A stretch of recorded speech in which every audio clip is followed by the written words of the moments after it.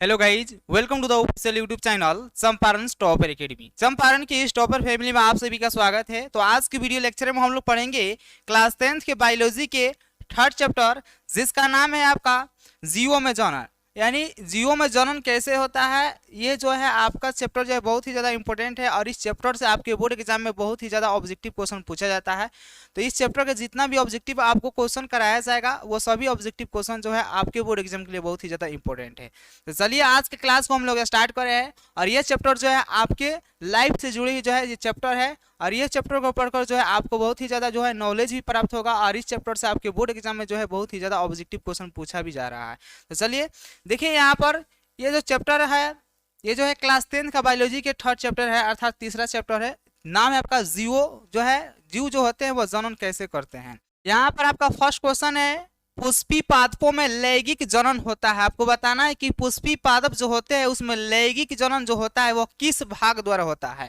Option A में दिया गया है पत्तियों द्वारा, ऑप्शन बी में दिया गया है फूलों द्वारा और ऑप्शन सी में दिया गया है तना द्वारा और ऑप्शन डी में दिया गया है इनमें से कोई नहीं, अर्थात नॉन ऑफ दिस। तो याद रखिएगा जितने भी पुष्पी पादप पौधे होते हैं उसमें जो लैंगिक जनन होता है वो फूलों द्वारा होता है और ऑप्शन बी में दिया गया है फूलों द्वारा और ऑप्शन बी हो जाएगा आपका करेक्ट। अगला आपका क्वेश्चन यहाँ पर सेकेंड नंबर की और वह है कि मानव मादा के जनन तंत्र का भाग नहीं। आपको बताना है कि मानव मादा के जो जनन तंत्र का भाग होता है ये चार जो ऑप्शन दिया गया इसमें कौन नहीं है। तो याद रखिएगा मानव मादा जनतंत्र का जो भाग नहीं होता है वह होता है शुक्रवाही का और देखिए आपका ऑप्शन सी में दिया गया है शुक्रवाही का और ऑप्शन सी हो जाएगा आपका करेक्ट। चलिए अगला आपका क्वेश्चन यहाँ पर आपका थर्ड नंबर की अर्थात 3 नंबर जो क्वेश्चन है वह है कि नर युग्मक एवं मादा युग्मक के संकलन को कहते हैं। आपसे पूछा जा रहा है क्वेश्चन की नर युग्मक और मादा युग्मक के संकलन को क्या कहा जाता है। तो याद रखिएगा नर युग्मक और मादा युग्मक के संकलन को हम लोग निषेचन कहते हैं। क्या कहते हैं? निषेचन कहते हैं। निषेचन निषेचन कहते हैं या जाइगोट कहते हैं। जाइगोट कहते हैं। तो देखिए यहाँ पर आपका ऑप्शन ए में दिया गया है किण्वन, ये नहीं होगा। ऑप्शन बी में दिया गया है बैनाफन, ये भी नहीं होगा और ऑप्शन सी में दिया गया है मधुमेह, ये भी नहीं होगा। ऑप्शन डी में दिया गया है इनमें से कोई नहीं, अर्थात डी ऑप्शन जो होगा आपका क्या हो जाएगा। और याद रखिएगा आपकी नर युग्मक और मादा युग्मक के संकलन को हम लोग निषेचन कहते हैं या जाइकोट कहते हैं। आपके बोर्ड एग्जाम में जो है ऑप्शन चेंज करके भी क्वेश्चन पूछा जा सकता है, तो आप जो है आंसर याद रखिएगा कि नर युग्मक और मादा युग्मक के संकलन को हम लोग निषेचन कहते हैं या जाइकोट कहते हैं। चलिए आपका नेक्स्ट क्वेश्चन है और वह यहाँ पर 4 नंबर आपका क्वेश्चन है कि निम्नलिखित में से कौन जो है एक लिंगी पादप का उदाहरण है। ये 4 जो ऑप्शन दिया गया है इसमें आपको बताना है कौन जो है आपका एक लिंगी पादप का उदाहरण है। तो याद रखिएगा आपका पपीता जो होता है वो एक लिंगी होता है और देखिए आपका ऑप्शन सी में दिया गया है एक लिंगी जो है आपका क्या होगा, पपीता होगा और ऑप्शन सी में दिएगा, ऑप्शन सी हो जाएगा आपका करेक्ट। और देखिए आपके बोर्ड एग्जाम ये क्वेश्चन जो है कितना बार पूछा गया है। 2015 के कंपार्टमेंटल में पूछा गया है, 2017 के कंपार्टमेंटल में पूछा गया है, 2019 के एनुअल के सेकंड सीटिंग में पूछा गया है, 2021 के एनुअल के सेकंड सीटिंग में पूछा गया। जो भी क्वेश्चन आपके बोर्ड एग्जाम में पूछे हुए रहते हैं राइट साइड में जो है आपको यहाँ पर ईयर दर्शाया रहता है, अर्थात वहाँ पर लिखा हुआ रहता है कि क्वेश्चन जो है इस ईयर में आपके बोर्ड एग्जाम में पूछा गया है।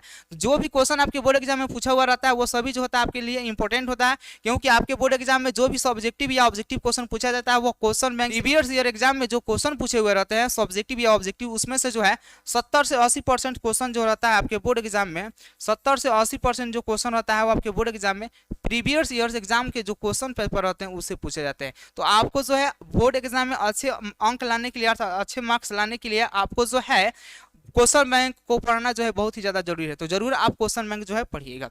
चलिए अगला आपका क्वेश्चन है यहाँ पर 5 नंबर की और वह है यहाँ पर मुकुलन द्वारा प्रजनन किस में होता है। आपको बताना है कि मुकुलन द्वारा जो है प्रजनन किस जीव में होता है। तो देखिए आपका ऑप्शन इसके आगे दिया गया है, तो याद रखिएगा यहाँ पर देखिए 5 नंबर जो क्वेश्चन है और वह है कि मुकुलन द्वारा जो प्रजनन होता है वह किस जीव में होता है। तो याद रखिएगा मुकुलन द्वारा जो प्रजनन होता है वह ईस्ट में होता है और ऑप्शन बी में दिया गया है ईस्ट और ऑप्शन बी हो जाएगा आपका करेक्ट। अगला आपका क्वेश्चन है और वह है यहाँ पर 6 नंबर की फूलों यानी पुष्पों में जो है नर प्रजनन अंग होता है। आपको बताना है कि फूलों या पुष्पों में जो नर प्रजनन अंग होता है वह क्या होता है। तो याद रखिएगा आपका फूलों या पुष्पों में नर प्रजनन अंग जो होता है वह होता है पुंकेसर और ऑप्शन आपका ए में दिया गया है और ऑप्शन ए हो जाएगा आपका करेक्ट। अगला आपका क्वेश्चन है यहाँ पर 7 नंबर की और वह है यहाँ पर द्विखंडन होता है, आपको बताना है कि द्विखंडन जो होता है किस जीव में होता है। तो याद रखिएगा आपका अमीबा में जो होता है आपका द्विखंडन होता है, पैरामेसियम में भी आपका द्विखंडन होता है, और आपका लिस्मेनियम भी आपका जो होता है जीव, इसमें भी द्विखंडन होता है। तो ये जो तीनों जो ऑप्शन दिया गया आपका अमीबा, पैरामेसियम और आपका लिस्मेनियम, ये तीनों में जो है द्विखंडन होता है, अर्थात इसका करेक्ट आंसर जो होगा इनमें से सभी हो जाएगा, डी ऑप्शन जो होगा आपका क्या होगा, करेक्ट होगा।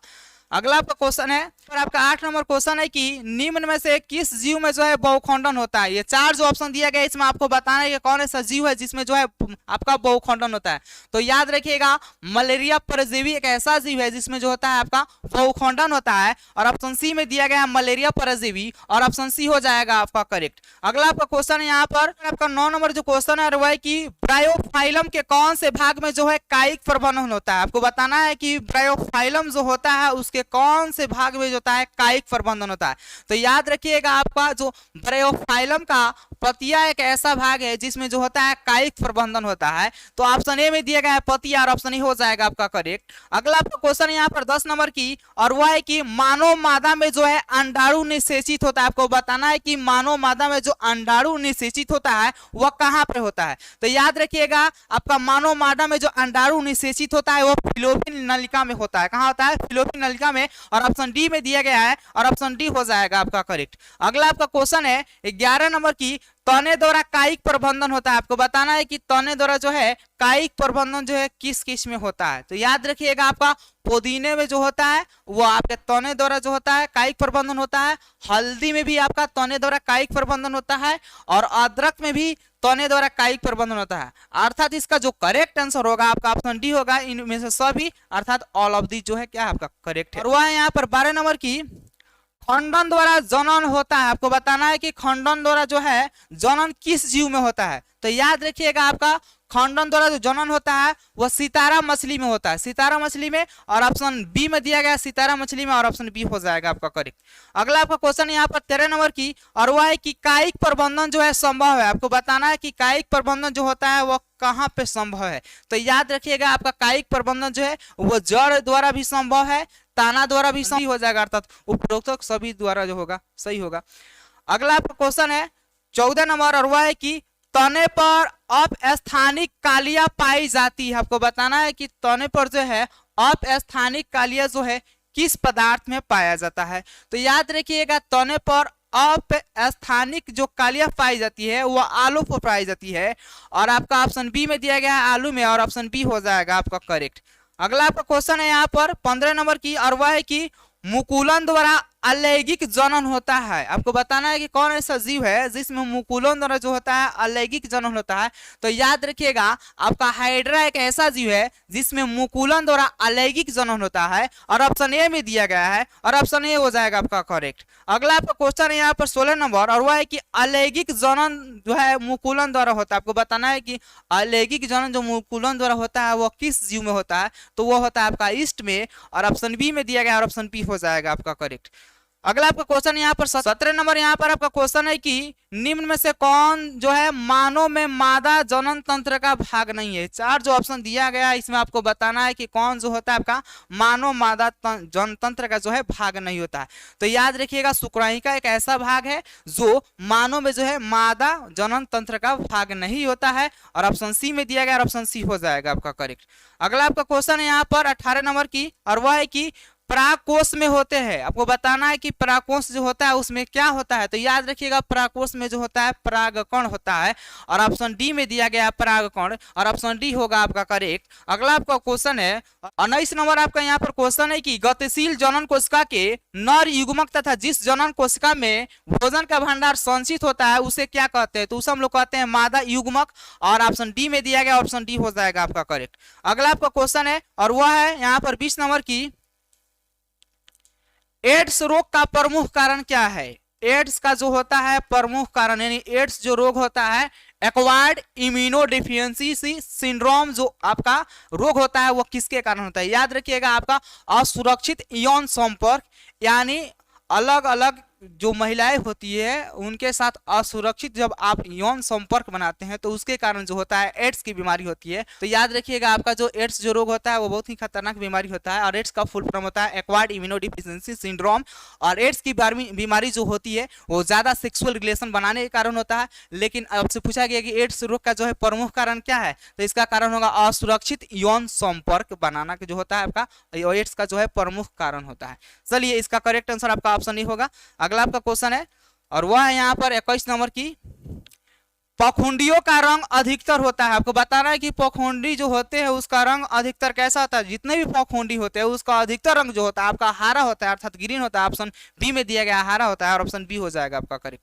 अगला आपका क्वेश्चन है यहाँ पर 22 नंबर की, फूल का कौन सा भाग जो है फल में बदलता है। आपको बताना है कि फूल का कौन ऐसा भाग है जो फल में बदलता है। तो याद रखिएगा फूल का एक अंडाशय एक ऐसा भाग है जो फल में बदलता है, और ऑप्शन सी में दिया गया और ऑप्शन सी हो जाएगा आपका करेक्ट। अगला आपका क्वेश्चन यहाँ पर 23 नंबर क्वेश्चन है कि प्राग नलिका का बीजांड की ओर वृद्धि करना किस प्रकार के अनुवर्तन से जो है संबंधित है। आपको बताना है कि प्राग नलिका का जो बीजांड की ओर वृद्धि करना जो है वह किस प्रकार के अनुवर्तन से जो होता है संबंधित होता है। तो याद रखिएगा वह जो संबंधित होता है वह रसायनुवर्तन से होता है, और रसायनुवर्तन आपका ऑप्शन डी में दिया गया है। और रसायनुवर्तन का ही दूसरा नाम आपका केमोट्रोपिज्म। तो इसे भी आप याद रखिएगा, आपके बोर्ड एग्जाम में जो ऑप्शन चेंज करके क्वेश्चन ऑब्जेक्टिव में पूछा जा सकता है। चलिए अगला आपका क्वेश्चन नंबर यहाँ पर आपका क्वेश्चन है कि भ्रूण को जो है माँ के रुधिर से ही पोषण मिलता है, इसके लिए एक विशेष संरचना होती है जिसे क्या कहते हैं। तो याद रखिएगा आपका भ्रूण को जो माँ के रुधिर से जो पोषण मिलता है और जो संरचना होती है उसे हम लोग कहते हैं प्लेसेंटा। क्या कहते हैं, प्लेसेंटा। और ऑप्शन सी में दिया गया, ऑप्शन सी होगा आपका करेक्ट। अगला आपका क्वेश्चन है यहाँ पर 25 नंबर की, और वह है कि निम्नलिखित में कौन से है पुनरुद्भवन का जो है उदाहरण है। तो याद रखिएगा आपका पुनरुद्भवन का जो एग्जाम्पल होता है उदाहरण जो होता है वो आपका होता है आपका हाइड्रा, और ऑप्शन ए में दिया गया हाइड्रा और ऑप्शन ए हो जाएगा आपका करेक्ट। अगला आपका क्वेश्चन है और वह है यहाँ पर 26 नंबर की, पुकेसर जो है पुष्प का कौन सा जो है जनन अंग है। आपको बताना है कि पुकेसर जो होता है वो पुष्प का कौन सा जनन अंग है, नर है या मादा है। तो याद रखिएगा पुकेसर जो होता है वह जो होता है पुष्प का नर जो होता है वह जनन होता है, यानी नर। ऑप्शन ए होगा आपका करेक्ट। अगला आपका क्वेश्चन है यहाँ पर 27 नंबर की, और वह है कि यौन परिपक्वता की अवधि को क्या कहते हैं। आपको बताना है कि यौन जो परिपक्वता की अवधि होती है उसे हम लोग क्या कहते हैं। तो यौन परिपक्वता की जो अवधि होती है उसे हम लोग कहते हैं यौनारंभ, और ऑप्शन बी में दिया गया और ऑप्शन बी हो जाएगा आपका करेक्ट। अगला आपका क्वेश्चन है देखिए 28 नंबर क्वेश्चन है कि स्त्रियों में यौनारंभ के लक्षण। आपको बताना है कि स्त्रियों के जो यौनारंभ जो आरंभ होता है उसमें जो है क्या क्या लक्षण होता है। तो याद रखिएगा उसमें जो होता है उसका लक्षण पहला जो होता है स्तन की वृद्धि, दूसरा जो होता है नितंबों का उभरना, और तीसरा जो होता है आपका रजोधर्म का प्रारंभ होना। अर्थात इसे आप बोल सकते हैं मासिक चक्र या एमसी, इसे आप मासिक चक्र या एमसी बोल सकते हैं। तो ये तीनों जो होता है यौनारंभ के लक्षण होता है, और इसका जो करेक्ट आंसर होगा आपका क्या हो जाएगा, ऑप्शन डी हो जाएगा। ये सभी जो है क्या है आपका करेक्ट है। अगला आपका क्वेश्चन है यहाँ पर 29 नंबर की, और वह है कि मनुष्य में जो है नर जनन अंग जो है निम्नलिखित में कौन है। आपको बताना है कि जो मनुष्य होते हैं उसमें नर जनन अंग जो होता है वह कौन होता है। तो याद रखिएगा मनुष्य में जो नर जनन आपका अंग जो होता है आपका वृषण भी होता है, शुक्रवाहिका भी होता है, और मूत्र मार्ग भी होता है। अर्थात ये तीनों जो होता है आपका मनुष्य में नर जनन अंग का भाग होता है, अर्थात इसका करेक्ट आंसर जो होगा आपका ऑप्शन डी हो जाएगा। इनमें से सभी जो होगा क्या होगा करेक्ट होगा। अगला आपका क्वेश्चन है यहाँ पर 30 नंबर की, और वह है कि शुक्राणुओं का जो है मोचन कहाँ होता है। आपको बताना है कि शुक्राणु का जो मोचन होता है वह कहाँ होता है। तो याद रखिएगा शुक्राणु का जो मोचन होता है आपका वह होता है शुक्रवाहिका में। कहाँ होता है, शुक्रवाहिका में, और आपका ऑप्शन यहाँ बी में दिया गया और बी हो जाएगा आपका करेक्ट। यहाँ पर आपका 31 नंबर क्वेश्चन है और वह है कि स्त्रियों में अंडाशय की संख्या कितनी होती है। आपको बताना है कि स्त्री जो होती है उसमें अंडाशय की संख्या कितनी होती है। तो याद रखिएगा स्त्री में जो अंडाशय की संख्या होती है आपका 2 होता है, और ऑप्शन बी में दिया गया और ऑप्शन बी हो जाएगा करेक्ट। अगला आपका क्वेश्चन यहाँ पर 32 नंबर की, मनुष्य में निषेचन के फलस्वरूप बनता है। तो याद रखिएगा मनुष्य में जो निषेचन के फलस्वरूप जो बनता है वह आपका बनता है युग्मजनक, और ऑप्शन सी में दिया गया और ऑप्शन सी होगा आपका करेक्ट। अगला आपका क्वेश्चन है यहाँ पर 33 नंबर की, और वह है कि 33 नंबर जो क्वेश्चन है और वह है यहाँ पर आपका 33 नंबर क्वेश्चन है, और वह है कि वृषण में बने शुक्राणु संचित होते हैं। आपको बताना है कि वृषण में जो शुक्राणु जो बनता है वह कहाँ पे संचित होता है। तो याद रखिएगा आपका वृषण में जो भी आपका शुक्राणु जो बनता है वह आपका अधिवृषण में जो होता है संचित होता है, और ऑप्शन बी में दिया गया अधिवृषण में, और ऑप्शन बी हो जाएगा आपका करेक्ट। अगला आपका क्वेश्चन है यहाँ पर 34 नंबर की, और वह है कि वैसे परिवर्तन जो जीवों के नियंत्रण से जो है बाहर होते हैं वो कहलाते हैं। आपको बताना है कि वैसे जो चेंजिंग जो होता है जीवों के जो है वो नियंत्रण से क्या होता है बाहर होता है, तो उसे हम लोग क्या कहते हैं, तो याद रखिएगा उसे हम लोग बोलते हैं निकेत, और ऑप्शन सी में दिया गया है, और ऑप्शन सी होगा आपका करेक्ट। अगला आपका क्वेश्चन है यहाँ 35 नंबर क्वेश्चन है कि एक लिंगी पुष्प का उदाहरण है। चार जो ऑप्शन दिया गया है इसमें आपको बताना है कौन जो है आपका एक लिंगी पुष्प का उदाहरण है। तो याद रखिएगा आपका पपीता जो होता है वो एक लिंगी पुष्प का आपका उदाहरण होता है, और ऑप्शन ए में दिया गया, और ऑप्शन ए हो जाएगा आपका करेक्ट।